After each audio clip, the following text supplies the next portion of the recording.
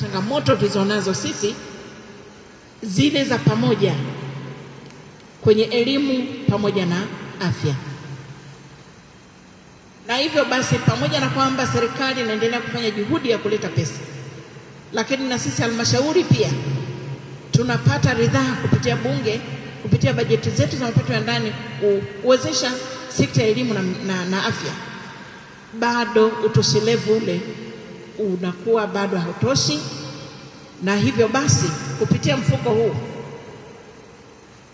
wa Katavi Development Trust Cadet unaenda kutatua hizo changamoto.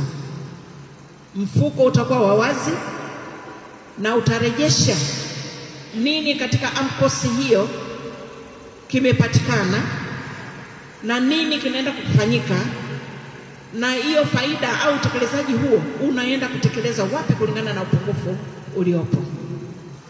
Sasa kwa nini tuko hapa? Watendaji wetu, maafisa maendeleo ya jamii, wagani, ni kwenda sasa kutafuta hizo forum za viongozi wenye viti wale wa vijiji, mheshimiwa diwani,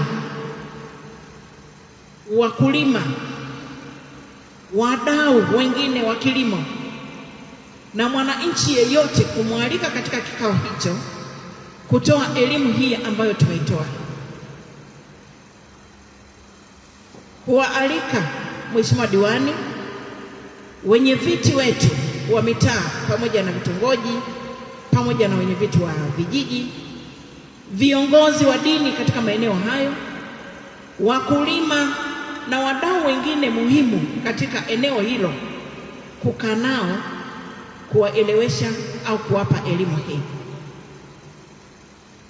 ya stakabadhi ya ghala, lakini hamasa ya kulima mazao haya ya biashara ili kuinua kipato chao wao na kipato cha mkoa na taifa kwa ujumla.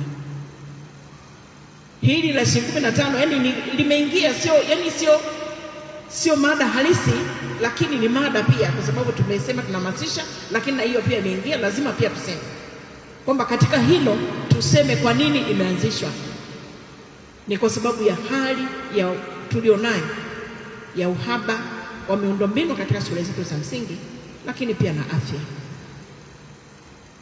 Bado tukasisitize wakulima wetu ambao wanavuna mazao ya chakula sasa hivi. Bahati mzuri huku kwetu tunavuna vizuri. Tusiuze chakula chote, tuweke akiba.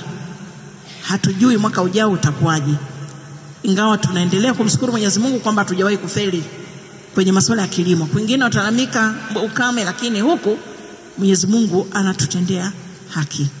Lakini bado sisi kama wasimamizi tuna kila sababu kila siku kuwajulisha kwamba tusitumie chakula chote kikaisha.